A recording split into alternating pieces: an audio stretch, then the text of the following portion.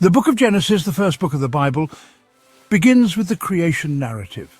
In the opening verse, "In the beginning God created the heaven and the earth," it sets the stage for all subsequent events. The story unfolds with God creating the world in 6 days, each day building upon the last. On the first day, God creates light, separating it from darkness. This act establishes the rhythm of day and night. On the second day, God forms the firmament, dividing the waters above from the waters below. This expanse is called heaven. The third day brings the creation of dry land, called earth, and the gathering of waters, called seas. Vegetation, plants yielding seeds, and trees bearing fruit are also created on this day.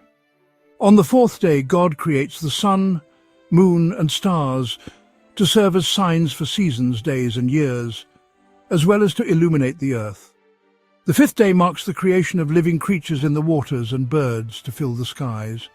God blesses these creatures, instructing them to be fruitful and multiply.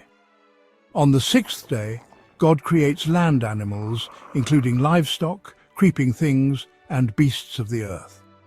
The climax of the creation narrative is the creation of humanity. God says, "Let us make man in our image, after our likeness." Humans are created male and female and are given dominion over all living things. God blesses them, instructing them to be fruitful, multiply, and subdue the earth. On the seventh day, God rests, sanctifying this day as a day of rest. This establishes the concept of the Sabbath. The narrative shifts to focus more closely on humanity in the second chapter. Here, the creation of man is detailed. God forms Adam from the dust of the ground and breathes into his nostrils the breath of life. God places Adam in the Garden of Eden, a paradise filled with every tree that is pleasant to the sight and good for food. 2 significant trees are mentioned, the tree of life and the tree of the knowledge of good and evil.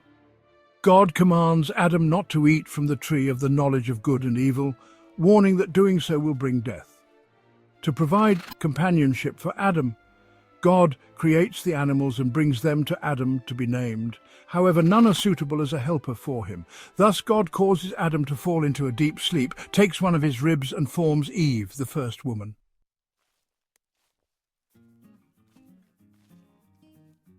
The harmony of Eden is disrupted in chapter 3, when the serpent, described as more cunning than any other creature, tempts Eve to eat from the forbidden tree.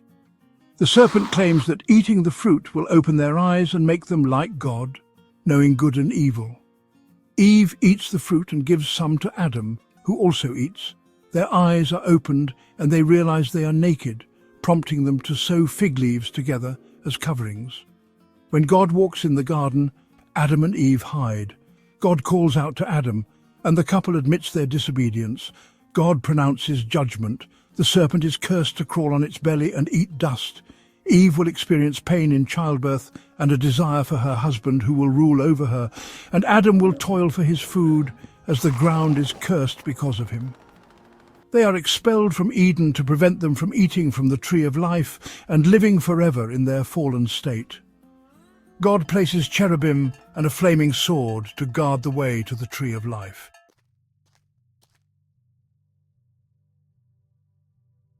The narrative continues with the story of Cain and Abel, the sons of Adam and Eve.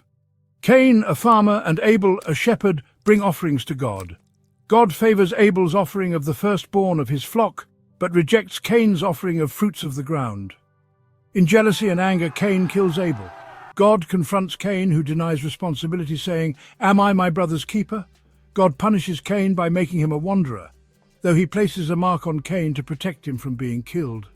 The genealogies of Adam's descendants are detailed, highlighting the long lifespans of early humans. The narrative introduces Enoch, who walked with God and was taken by God, escaping death.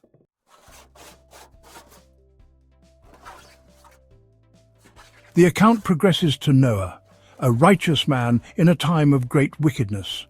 God decides to destroy humanity with a flood due to their corruption and violence, but instructs Noah to build an ark to save his family and pairs of every kind of animal.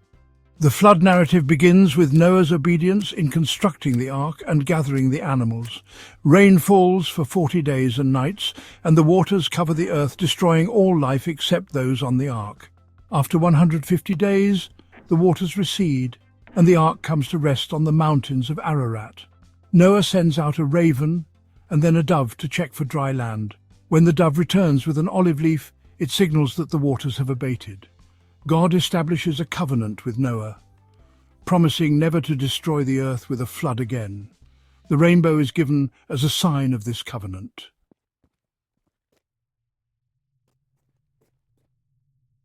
The narrative shifts to the Tower of Babel, where humanity, speaking one language, seeks to build a tower reaching to the heavens. God confuses their language, scattering them across the earth and halting their construction.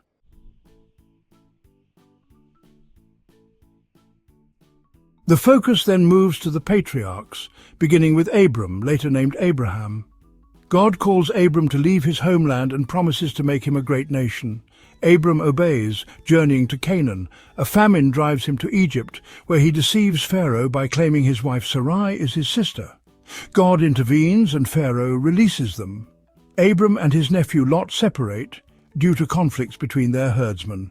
Lot chooses the fertile plain near Sodom, while Abram settles in Canaan. God reiterates his promise to Abram, assuring him that his descendants will be as numerous as the stars. Abram's faith is counted as righteousness. The narrative details Abram's covenant with God, involving a vision and the ritual of cutting animals in half. God foretells the enslavement of Abram's descendants in Egypt and their eventual liberation. Sarai, unable to conceive, gives her servant Hagar to Abram. Hagar bears Ishmael, but tension arises between her and Sarai. God establishes the covenant of circumcision with Abram, renaming him Abraham and Sarai as Sarah.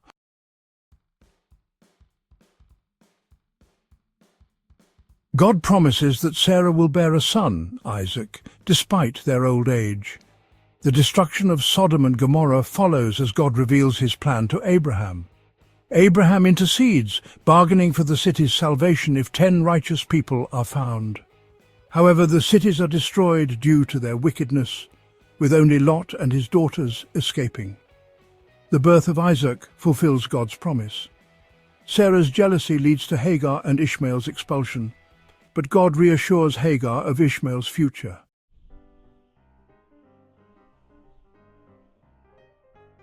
The narrative climaxes with God's test of Abraham, commanding him to sacrifice Isaac. Abraham obeys, but an angel intervenes at the last moment, providing a ram as a substitute. This event demonstrates Abraham's faith and God's provision.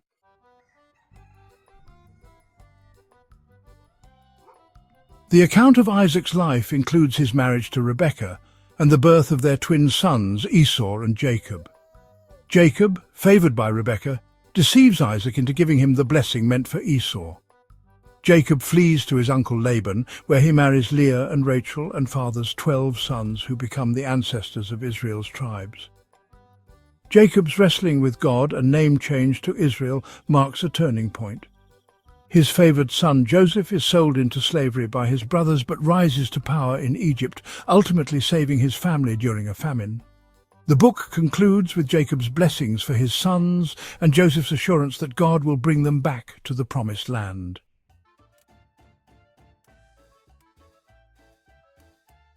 Thanks for watching. Like and subscribe for more stories and share your ideas for the next video in the comments.